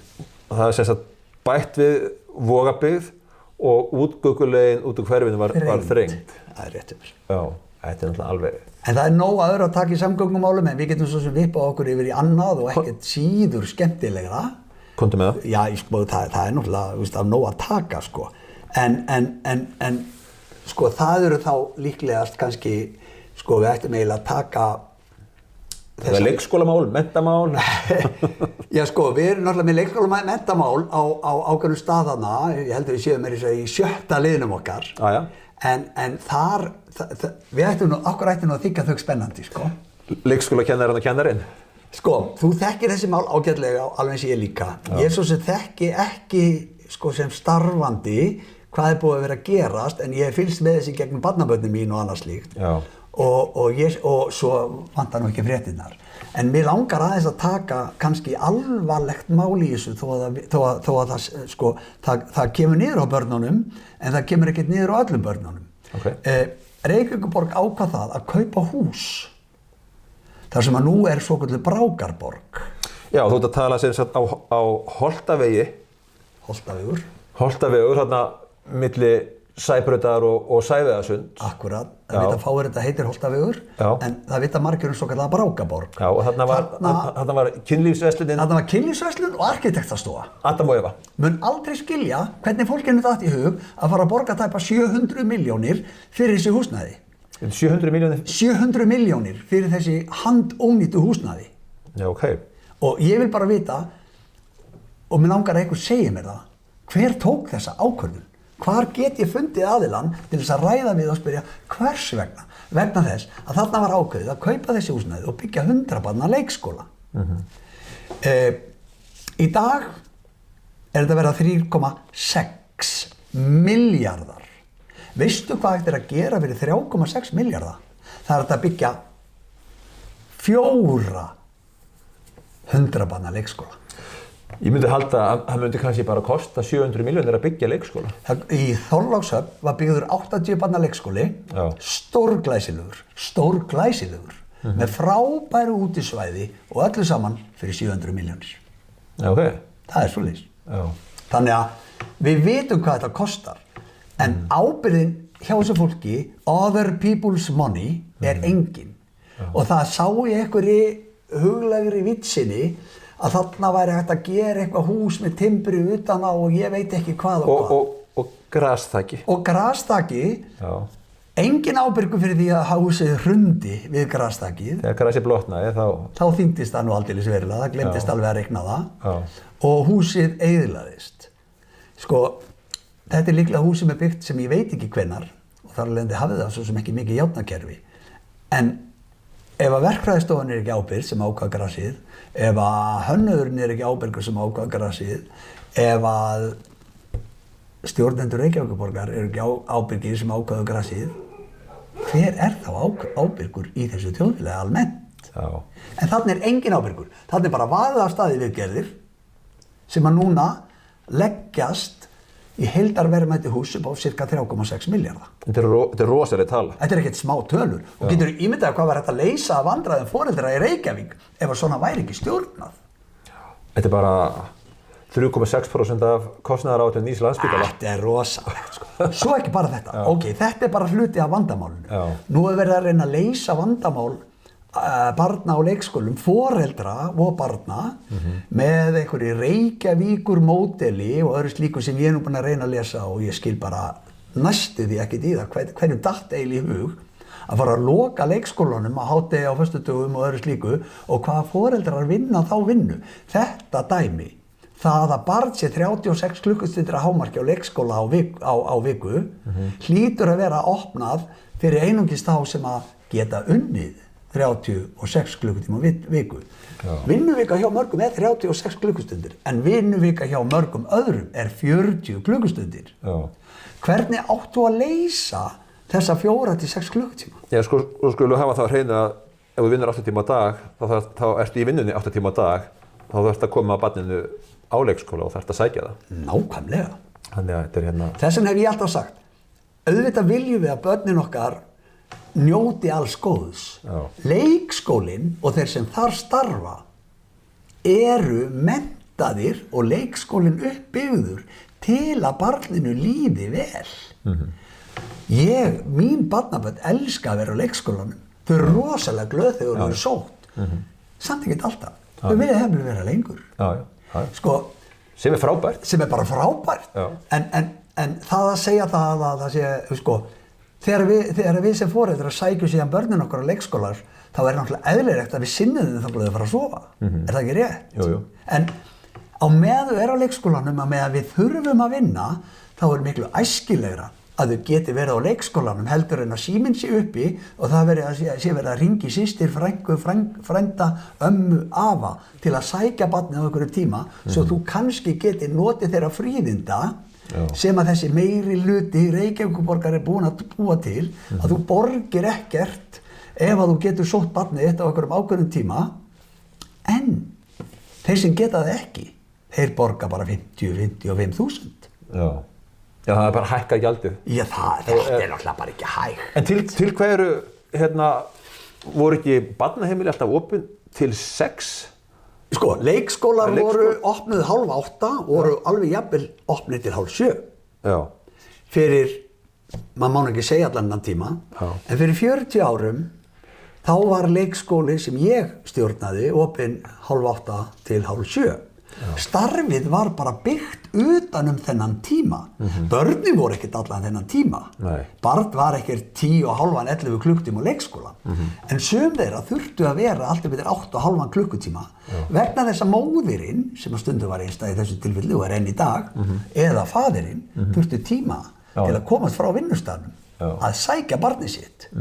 Nú ef það er í borgarlínu, þá tekur það nú bara 20 mínútur að fara frá Lækjartorgi og upp í Mjódd, en síðan á þetta að fara í hinum strætónum áfram þar sem að leikskólinn er staðsettur. Þannig ég veit nú ekki hvernig getur þetta fólk lagt saman 2+2, getur þú sagt mér það? Það kannski færi eitthvað annað út. 5. Alla líkur. En fleiri mál sem á dagskrá hérna? Já. Sko, ég vil endilega halda áfram í þessu skólamálum aðeins. Já, ok. Ef við höfum tíma til þess. Já, sko, málið er að í dag er búið að gera skólan þannig að ég held að sé 40% eða hvað drengja hálf ólæs. Það er hátala. Það er hrikalegt. Sko, við í dag eru sumir bekkirnir með 14 tungumál. Sumar bekkjardeildir eru með 14 tungumál. Fullt af börnum í þessum bekkjardeildum skilja ekki orð í íslensku, ensku eða öðru slíku. Þarna er eitt gríðarlegum tíma í að sinna börnum sem að geta enga megin tjáð sig eða skilir íslensku. Ég veit ekki hvað alveg gerist fyrir íslensku börnin, ég ætla ekki að dæma neitt það, en við höfum bara einhverja PISA-kannanir annars sem segja okkur að þetta er ekki í lagi. Sko, við erum alveg ákveðna skoðun á þessu. Við viljum bara útbúa fornámsskóla fyrir börn sem tala ekki íslensku. Þau verði í þessari fornámsdeild eða þessum fornámsskóla, hvort sem að deildin er innan núverandi skóla eða þessi valinn sérstakur skóli sem að er fornámsskóli. Það er alveg kannski mögulegt að halda bekkjardeildum sem fornámsdeildum. Leið og barnið eru tjáningarhæft og skilur íslensku, þá gengur það inn í sína bekkjardeildir. Þetta myndi einfalda öllum kennurum vinnuna sína. Ég ætla ekki einu svona að nefna hvað ég myndi halda það að veri mikið. En þetta er einn einfaldasta leiðin af öllum. En í dag, það má ekki mismuna neinum. En hvaða mismunun er það að barnið fái að læra tungumálið í landinu sem það býr í, svo það geti haldið áfram að nema. Börn eru snögg að læra. Þetta þarf ekkert að vera langur tími. Nei. Ef þú fer eitt vetur. Þau eru bara komin. Hálfur vetur fyrir sum betur eru miklu ljótari. Ég sé það bara, ég heyri það bara börnum sem ég er að umgangast og annað slíkt og kom í heimsókn og annað slíkt með barnabörnum með slíku. Þau eru bara búin að negla þetta eins og skot, en þau þurfa ákveðin tíma. En fornámsdeild, er það eitthvað sem að borgin á að kosta eða er þetta? Nei, ríkið á að kosta þessa fornámsdeild, eðlilega. Þeir koma, þetta er allt á ábyrgð ríkisins. Þannig að eðlilega munu þeir borga þessa fornámsdeildir. Ef að menn vilja hafa þetta einhverja sérstaklega skóla sem ég held reyndar að sé flóknara mál. Það er miklu einfaldara að búa til einhvers konar fornámsskóla innan skólans því að ég alltaf í þessu mannlega og samskiptalega að þessi börn fara líka í frímyndur og þá umgangst þau íslenska krakka svo fara þau inn aftur og læra íslenskuna og auðvitað eitthvað annað með þegar þau eru farin að skilja þetta og átt að sjá þessu þá bara blandast þau hinu börnunum sem hafa blandast í útiverunni líka ég skil ekki af hverju fólk sér þetta ekki það er náttúrulega lykillinn að öllu samfélagi er tungumálið ég man aldrei hvað þetta kallað þú verður eiginlega bara að segja mér þessi kennari sko. Þetta er skóli án aðgreiningar skóli án aðgreiningar það má hvergi við vorum að tala hælisleitendamál áðan það má ekki fylgjast með það má ekki rannsaka, það má ekki skoða það má ekki kanna sama í skólanum það er allir að vera eins ég bíð eftir deginum sem verður kallað eftir búningnum sko. Ekki það að skólabúningur sé af hennu slæma. Ég held að skólabúningur verður bara góð. Kannski væri það bara frábært. Kannski væri bara frábært að börnin lærðu loksins einhvern aga líka. Ég held að ægi sé ekki kenndur á mjög mörgum heimilum. Ég sé það ekki. Nei, ég svona, mín sýn er svo að Ísland er agalust þjóðfélag að mörgu leyti þegar kemur uppeldi út af því að það hefur verið svolítið hort í það að hérna sé frjálst uppeldi og sem að kannski bara helgast að því að við vorum bara sveita samfélag og það er ekki langt síðan að börnin bara ólust upp bara þú veist með náttúrunni og stórfjölskyldunni en í dag náttúrulega sér maður til dæmis bara varandi vímuefnaneyslu miklu strangari foreldrar til dæmis sem ég hef kynst í Bandaríkjunum að það er ekkert barn kannski 14 ára það fer að rökkva og það er ekkert að vita hvar það er. Það er bara einhvers staðar út að leika. Þetta er allt í lagi. En því einhvern veginn svona, það er svona íslenska leiðin að eftir 13-14 þá einhvern veginn bara... Þá er það bara opið? Já, enda sér maður mikla vímuefnaneyslu hjá ungum krökkum í dag. Þetta er bara hræðilegt. Ég veit alveg þess dæmi. Ég er kennari og vinn í þessum uppeldisbransa. Málið er að við erum alltaf að finna ástæður fyrir því. Já, þetta er bara út af þessu. Við förum aldrei inn á við förum alltaf út á við við leitum alltaf af afsökuninni út á við erum aldrei hérna inni og segjum hvað get ég gert betur það er eins og að sé ekki tími til þess samt er fullt af tíma sumir eru bara að vinna 36 tíma á viku sko. En svo þegar kemur að þú veist uppeldi í dag þá bara horfum við á allt aðra sviðsmynd heldur en var fyrir segjum bara fyrir stríð eða fyrir 20 eða segjum kannski 30 ára síðan þegar ég og þú vorum að alast upp að nú eru kominir samfélagsmiðlar og ég tala við ungt fólk og það getur séð á símanum sínum hvað það var lengi og ég var að tala við stelpu daginn og hún er svona meðaltími hennar í símanum helgar allavega það er 8 tímar á dag þetta er þriðjungur úr sólarhring þetta er bara fullur vinnudagur þetta er helmingurinn af tímanum sem hún vakir þetta er rosalegt það er verið að tala sá daginn einhver umræða á Spáni þeir allir bara banna samfélagsmiðla undir einhverjum x aldri. Já. Og það er nú einhver umræða inn á þingi núna að stoppa þetta í skólunum, ég veit ekki hvert hún er komin. Ég veit í Kóraskóla, í Kópavogi, þar þekki ég til að það var sett símabann og ég þekki þetta það vel því að sonur minn er þarna. Og hann kann því ákaflega vel. Hann segir að skólaandinn sé mun betri og krakkarnir talið saman og það er búið að setja upp eitthvað borðtennisborð og einhver afþreyingu og það er bara meiri tengslamyndun, betri samskipti og skemmtilegri skóli. Heldur en að hver og einn sé bara lokaðar að því. Við sjáum bara það sé augljóst, við sjáum það bara. Við vitum, við vorum þegar skólinn var opinn og frjáls og við fórum að hitta félagana. Án samskiptamiðla. Þegar síminn var bara tengdur í snúru heima og ef einhver hringdi í þig. Hvernig fórum við að? Við lifum þetta af. En þetta er merkilegt að þú fékkst símtal, það var hringt í þig og það bara svaraði ekki og það bara allt í lagi. Það hringdi þig seinna. Núna fær maður bara athugasemd. Veitu, af hverju svaraði? Einmitt. Hvar varstu? Eða að þú sér mist call og þú bara, Jesus, ég verð að hringja. Ekki neinni aðstöðu til þess. En við erum nú bara búin að taka örstuttan hluta af þessum stefnumál okkar sem er einnig sjö. En við sjáum það á þessum samræðum okkar hvað þetta er mikilvægt það sem við þurfum að fara í gegnum. Við þurfum að gera risastóra breytingu sem samt ekki risastór, hún risastór. Já. En með viljanum einfalt að breytinni. Það þarf ekki að setjast í 3 ár og ræða það hvernig á að framkvæma eitt atriði. Já.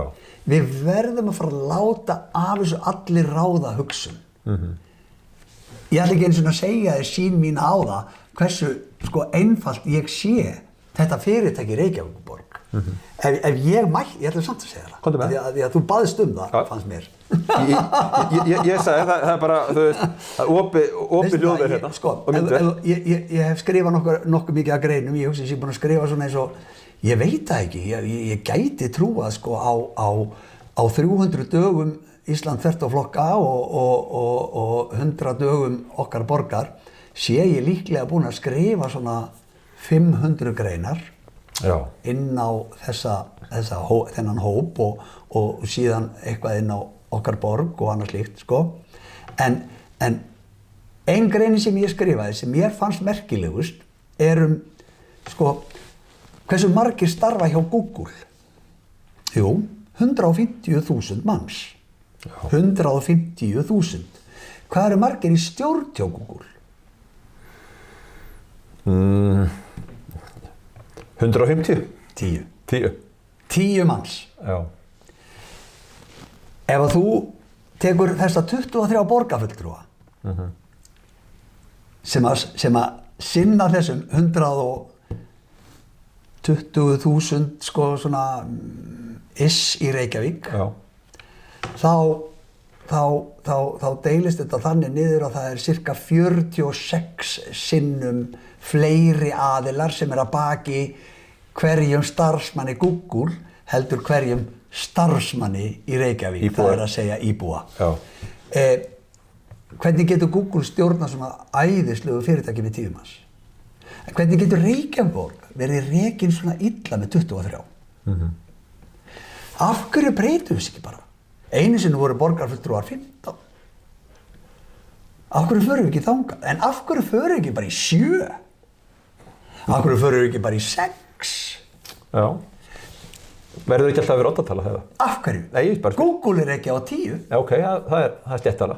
Ég meina, þú hættir ekkert fyrir þú nærð ákvörður. Já, já. Þið verður bara að vinna úr því. Í dag eru borgarstjórafundir 12 klukkutímar. Það eru allir að tjá sig eitthvað sem þið veit ekki neitt Er fólki búið að lesa þetta í margar vikur áður? Nei, það fær jafnvel bara dagskrárfundarins daginn áður og á að kynna sér hérna. En á meðan eru menn kannski í Pac-Man, eða ég veit ekki hvað leikur það sem að menn eru í dag, Pac-Man var á mínum. En sko, það á bara að gera breytingar á þessu.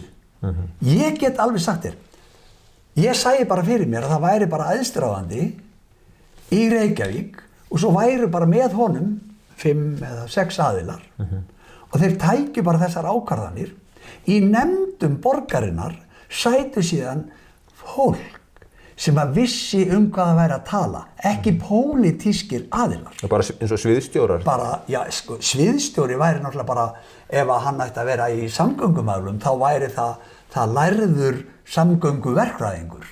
Skilurðu, þú veist, hversu allir þetta fólk sé að læra þetta í 7 og 10 ár og fara í framhaldsnám og endalausar viðbætur og annað slíkt, vegna þess að það er að læra það að gera þetta. Þú sem pólitíks kemur inn og nú er búið að breyta flestum ráðum Reykjavíkurborg og það er búið að ýta út öllu fólkinu sem að vissi og kunni og inni þetta eru komnir einhverju aðilar vegna þess að einhverju bitlingar í fjármunum hann inni. Ekki bara nóg ef að þú ert í starfi fyrir, ég veit ekki hvað þessi laun eru, einhver 1.000.000 kall eða kannski meira, ég heyri alls konar tölur. Þetta ekki bara nóg fyrir því í þínu starfi? Þú hlýtur að vera að mæta þarna vegna þess að þú hefur hitan fyrir því, vegna þess að þú hjarta fyrir því. Þú ert ekki að fara þarna til, eða kannski er fólki bara að fara þarna fyrir launin, ég veit það ekki. Ég veit að séu 1,2 að vera borgarfulltrúi. Já.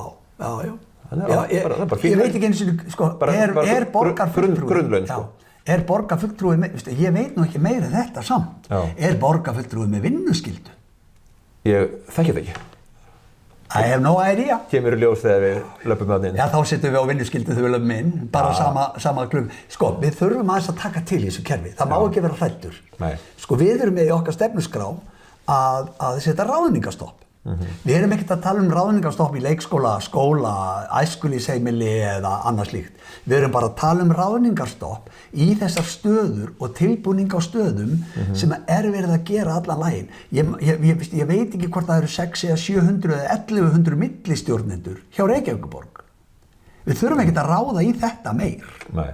Við þurfum bara að þú getur ímyndað þér að toppurinn segir eitthvað við þig. Hann fer niður á næsta pall og hann fer síðan niður á næsta pall og svo fer hann svona koll að kolli þá hann kemst út í hverfistöðuna en þá voru liðnir kannski 3 dagar frá því að þessi ákvörðun á toppnum var tekin að sópa stéttina sem að nágranninn í næsta húsi fór og sópaði í fyrradag. Skilurðu, fólk farið að sinna alls konar, þú veist, ég gleymi aldrei þeim tíma sem að ég bar mesta virðingu fyrir Reykjavíkurborg. Hrein borg, fögur torg. Hvað var það? Davíð Oddsson heitinn? Það var Davíð Oddsson heitinn. Þá var Reykjavíkurborg sérstaklega hugsuð sem falleg borg. Hún það ekki í dag. Við getum farið í göngutúr. Það eru brotnar stéttar og gangstéttar hettur út allan bæ, brotnir gangstéttarkantar. Það rusl út allt, það arfi. Nú allt í orðið fínt að sleppa því að slá umferðareigur af því að þeir að vaxa villtar. Ég hef bara aldrei heyrt það þessi vittleysu. Annaðhvort þetta með gras eða ekki gras. Vildagrasi versi á bóndalum og hans lærða eða í mýgrinu þar sem ekki hægt að fara með bílinn úti. Nota bene, það svo margt að og það svo margt sem þarf að laga. Nú erum við kannski búin að tala svolítið margt sem að kannski menn átta sig á því að stundum með maður spurður en byrju, hvernig ætlar þá að fá alla þessa peninga? Og ég segi, hvaða peninga? Ég ætla ekki að byggja Brákaborg. Hún kostaði 3,6 milljarða, í hvað þetta að nota þá? Og sparar allavega 3 milljarða það. Ég ætla ekki að ráða fleiri störf. Ég ætla að breyta rekstri þessara borgar. Ég veit það að breyta rekstri leikskólakerfisins kostar. En þarna erum við að tala um nám. Fyrstu Íslendingana sem síðan fara upp í skólan, því meira sem við getum sinnt þeim, því betur renna þeir í gegnum skólan og koma út sem þegnar þjóðfélagsins og taka á ábyrgðunum sem við erum búin að skilja eftir. Ég ætla ekki að horfa upp á varnarbendi mín, sitja hjá og segja ég vildi þeir fengi meira nám, ég vildi mér hefði verið betur sinnt. Eða ég ásaki mig hafa ekki gert eitthvað til þess. Já, mér finnst alltaf virðingarvert þegar fólk fer þá út á Akureyri og segir, heyrðu, ég skal bara plæja eða slá grasið. En við erum ekki búin að tala um skipulagsmál, Hlynur, en við erum búin að tala svolítið lengi, held ég. Við erum komin í klukkutíma og 18 mínútur. Jesús góður. Viltu taka seinni þátt einhvern veginn seinna? Það ekki, en skipulagsmálin eru risamál. Og skipta öllu máli í framhaldi þessara borgar. En það ekki nefnilega bara skipulagsmál eftir en þau eru fleiri. En sko, ég held að það væri æðislegt ef þú myndir vilja hitta mig aftur því að við erum að fara vel í gegnum þetta. Það minnsta máli. Ég alltaf að leita skemmtilegum viðmælendum. Þannig að bara því fleiri sem eru tilbúinir að koma hérna. Því fleiri því betra. Því fleiri því betra. En skipulagsmálin bara gefum örstutt. Við tölum á að það þyrfti ekki að þrengja byggð, hvað að kalla að þétta byggð og þrengja götur. Þannig að við erum þá að horfa á eitthvað andstætt því. Af hverju erum við að byggja svona mikið upp í lofti? Við eigum nóg land. Af hverju erum við að þétta öll torg og öll græn svæði sem við getum fundið? Mér finnst hræðilegt að verið tekið svæði sem að svona opnaði aðeins út sem á horninu á Safamýri og Háalisbraut. Það var byggður risa kumbaldi núna sem hefur verið að byggja. Þannig að það á horninu á Háalisbraut, Safamýri og Miklubraut. Alveg rétt. Þarna búið að byggja 2 hús á litlum bletti. Þetta var bara grænn, þægilegu blettur. Gaf svona þegar þú keyrður upp Safamýrina, keyrði niður Háalisbrautina eða þá fékkstu svona smá útvikun. Þarna búið að tróða niður húsi. Já, og svo veist mér þá í næsta þætti þarf að tala til dæmis þessi bensínstöðvarmál og þá að fara að byggja stórt fjölbýlishús við við Knóðavog, þá Já, já. hérna á Ólísreitnum sem að Ólís stendur núna hérna gengt Glæsibæ. Já. En sko, þessi skipulagsmál eru bara gríðarlegu, sko, við höfum alveg eitt sérmarkmið. Já. Við ætlum ekki að þétta byggð. Nei. Við ætlum ekki M22 bletturinn upp í Bauhaus sem hefur verið talsvert til umræðu. Já. Og Inga Sæland og borgarstjóri kom allt í einu var ríkið komið í blettinn og Inga Sæland og borgarstjóri komu mjög stoltar og sögðu við ætlum að byggja 4.000 íbúðir og leysa öll vandræðin í M22 sem upp við Úlfarsárdal, rétt hjá Bauhaus. Við erum að tala Bauhaus. Þetta er blettur sem var teiknaði fyrir 600 íbúðir. Og hann á fyrir 4.000? 4.000. Ég setti í ganni niður bara hús til þess að reyna að átta mig á því, þarna á að vera staðalaust samfélag, átta mig á því hversu mikið umfang þetta væri. Þetta er bara gettó. Þetta verður aldrei neitt nema gettó. Þarna á bara að halda áfram með 600 íbúðir. Þægilega byggð og við erum með annað, 2 stæði á íbúð í nýbyggingum. Þeim íbúðum sem verða byggða héðan í frá verða 2 stæði. Hvort sem þau eru út á plani eða 1 stæði í bílageymslu og annað út á plani. Ef það er möguleiki að koma þessu við, þá verður þetta. Ja. Aldrei minn en 1, ef það er eitthvað staðar á einhverjum reit, þar sem er einhverja breytingar og hann er þegar fyrir þannig. En 2 stæði, það er bara, annað er bara ekki í leyfi. Það sem ég vil segja er að við sjáum og enginn hefur reynt eiginlega að hreyfa við en alltaf verið rætt. En nú heyrði ég nefnilega daginn. Við byrjuðum með þessa stefnuskrá í október. Já. En það er svo skrítið að það er svo mörgum að detta allt í hug í dag. Ég bara veit ekki hvernig fólkinu dettur þetta allt í hug. Ertu að meina að aðri flokkar sé að ásælast stefnu okkar borgar? Guð hvað ég er fegin ef að fólk sér það, ef að það sér þetta ljós. En fólk sem að segir, eins og forystumaður Sjálfstæðisflokksins, eins og oddviti, að það sé ekki hægt að hætta við borgarlínu. Því að hún er komin svo langt, hún er ekki einu sinni lögð af stað. Já. Komi síðan og segir það þarf að endurskoða borgarlínu. Ég trúi ekki eina sekúndu. Þetta er feilega merkilegt þegar maður hlustar á stjórnmálamenn segja en þetta er bara ekki hægt. Það er ekki hægt að gera þetta. En má ég aðeins, að því að ég var lagður á stað? Já, gjörðu svo vel. Ég get gengið út til tungsins og tilbaka. Málið er að... Það er stutt að fara. Það er þetta við liðina með. Sko, við sjáum þetta þannig að það er bara að opna nýtt byggingaland. Og þá fer ég að hugsa, hvar er byggingaland? Geldinganes. Já. 400 hektara svæði. Þar sem var hægt að byggja lágreista byggð. Já. Og bjóða Íslendingum sem að þrá að eignast sérbýli að byggja sitt sérbýli.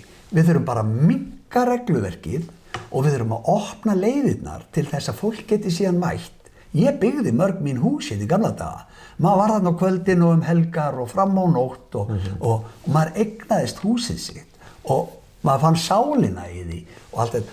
Í dag er þetta ekki nokkur einasti möguleiki. Byggingalóðin fyrir einbýlishúsi kostar 60 milljónir og þú þarft að búa einhvers staðar á meðan og þú getur ekki selt þessa íbúð sem þú átt kannski 20 í, þar þetta átt ekki einu sinni 60. Sko, við þurfum bara að gjörbylta þessu umhverfi. Við þurfum bara að byggja lágreist hús. Við getum byggt mér finnst Hveragerði og Selfoss frábæra hugmyndir að sérbýlum. Þarna eru raðhús með 4 íbúðum, lágreist hús án allara flækja og flókins byggingastiks, þetta er bara plata, þetta er bara hús, fólki býr í þessu, því líður vel, það er lítinn garð, börnin fá garð til þess að hlaupa út í og allt þetta og búa nálægt hver öðru. Þetta er svo einfalt að ég skil ekki af hverju það er búið að þróa þessa borg yfir það að vera eitthvað svona illfylgli. Þú veit, börnin komast ekki út, sérðu Valsreitin. Já, og til dæmis ég keyri nú reglulega gegnum Vogabyggð, það er ekkert barn út að leika þarna. Nei, ég sé engin barn þegar ég keyri gegnum Valsreit, ég sé engan. Það sagði mér maður sem hafði farið í fermingaveislu í Valsreitnum. Hann sagðist aldrei hafa komist í annað en disaster og þetta endaði með því að fólki var ferjað í veisluna. Já. Það voru engin bílastæði. hvað þá börnin geti leikið sér úti. Ég sé svolítið börnin í mínu hverfi, það í Safamýrinni, Starmýrinni og Altamýrinni. Þarna voru byggðar talsverð fjölbýli sem upp á 4 hæðir. Máli var, það voru stóri garðar og mikil bílastæði. Sólríkir garðar. Sólríkir garðar. Allar svalir snýr í suður. Ég ólst upp í Safamýri, það var frábær staður. Fór síðan inn í Móan þar sem Kringlan í dag og fekk mér njóla að reykja. Ég myndi helst ekki vilja neitt gera það, en þarna lærði maður á því og hvað maður hóstaði og allt þetta. En börnin þurfa pláss. Af hverju eru börnin inn í dag? Er það ekki líka bara vegna þess að þau hafa engar stað almennilega að vera á? Já, það við erum ekki að bjóða þeim upp á þetta. Það þarf að hafa aðstæður til. Það þarf að hafa aðstæður. Já, já. Sko, Sundabraut, má ég taka hann í 2 mínútur? Gjörðu svo vel. Sundabraut er eitthvað sem ég er búinn að hugsa í, sko, annan áratug. Hvað er hún bara, 25 ár síðan var byrjað að ræða henni, 30 ár? Sko, mér finnst alltaf, það líður alltaf einhverja áratugir í umræðu, hvort þið að flytja flugvöll eða ekki, byggja Sundabraut eða ekki, spítala. Byggja Landspítala eða ekki. Já, einmitt. Við erum bara no doers, eins og við höldum að við séum mikil doers. En sko, Sundabraut er rosalega einfalt mál.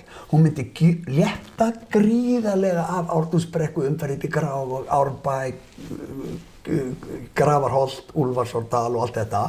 Ef það væri sett göng frá Laugarnesinu yfir hjá Sandeyðinu við Geldinganes. Þar sem eyðið kemur út í Geldinganes. Ef það væri göng þar. Göng frá, segðu aftur, göng frá Laugarnesinu. Já. Og yfir í Grafarvoginn. Ertu að bara tala um Laugarnestangan? Já, Laugarnestangan. Hann er friðaður, er það ekki? Nei, sko, hérna megin við hann. Við getum líka bara, sko, nota betur. Það er ekkert svo friðað sem er ofan í jörðinni að það skiptir nokkru máli. Við gröfum okkur bara því aftar sem við þurfum að fara. Það er nú aldeilis, horfum bara á Hvalfjarðargöngin sem eru ábata samasta vegaframkvæmd sem hefur verið gerð á Íslandi. Ef það eru gerð göng frá Laugarnesinu, tökum þau bara frá nýju byggðinni, við getum bara farið þar onni í veginn, sko. Og við getum borað okkur og komið upp í Grafarholti. Nei, í Geldinganesi. Nei, já, í Geldinganes, í Grafarvoginum. Þar förum við síðan á brú yfir í, hvað heitir eyjan, Æðey. Þerney eða Þerney. Þar getum við stoppað brúna og keyrt smá spöl og svo höldum við áfram og upp í Álfsnes. Þar eigum við byggingaland upp á 1000 hektara á Kjalarnesinu. Álfsnes, er það sem sorpurðunin er? Já. Við þurfum náttúrulega bara að byggja alvöru sorpbrennslu. Það er efni í annan þátt. Það er efni í annan þátt. Og það er svo margt annað efni í annan þátt. Það er að gáðulega sem ættir að gera við sorp, það er að brenna það. Sko, við þurfum bara að leysa þessi mál í eitt skipti fyrir öll og láta okkur líða vel í þessari borg. Við erum efnað land. Við látum eins og við séum að sko aðfram komin. Ástæðan er svo að við erum auðvitað pílt á rangan hátt. Peningólf er bara fleygt, þeim er fleygt í einhver samtök út í heimi, þeim er fleygt í stríð út í heimi, þeim er fleygt í vopnakaup, þeim er fleygt í Mið-Austurlönd. Endless. Kolefniskvóta. Heyrðu, það er nú efni 3. þátt. 4. Kolefniskvótar. Loftslagsmálin eru náttúrulega bara eitt allsherjar skam. Nú var bara birt frétt í dag sem að mér leið svo vel að lesa. Þegar var búið að bora niður kjarna í Grænlandsjökli, frekar heldur en Suðurskauti, og hann sýndi það bara að það búið að vera mörg miklu heitari skeið á jörðinni heldur en það sem að menn er að væla yfir í dag. Ég heyrt sömu sögur frá Suðurskautslandinu. Að það er geta lesið í gegnum ísinn að koltvísýringur hafi flöktað og hitastig hafi verið síbreytilegt, enda hafa verið ísaldir og það hafi verið Já, sko, það þarf ekki einu svona að fara svona langt aftur á bak, sko. Mér skilst að þetta sé bara ekkert svo langt aftur á bak. Þar sem að það sagði mér mjög mætur maður sem ég hef mikið álit á. Hann sagði við mig, við lifum í öldum. Og þá meinti hann ekki öldum og árum. Nei. Heldur waves. Já. Og svona er þetta bara. En núna þykir einhverjum herrum og konum í Brussel betra að skattleggja okkur út í hel. Og ég hef bara stóra áhyggjur af því, en það er efni í 4. þáttinn. 5. þáttinn. Sigfús, Aðalsteinsson, oddviti okkar borgar, hefur setið gott í bili? Já, minn kæri þriðjasætis maður í okkar borg. Já. Takk fyrir spjallið, kallinn minn. Heyrðu, eitt bara, hvað ætlar að gera helgina? Ég ætla að vinna eitthvað í þessum okkar málum okkar borgar. Já. Svo ætla ég að njóta barnabarnana. Já, gott ég Fær sundlaugina og... Fara í sundlaugina. Það efni í 7. þáttinn. Já. Við hittist þar. Takk kærlega, góða helgi. Sigfús Aðalsteinsson, þakka kærlega fyrir gott spjall og skemmtilegt.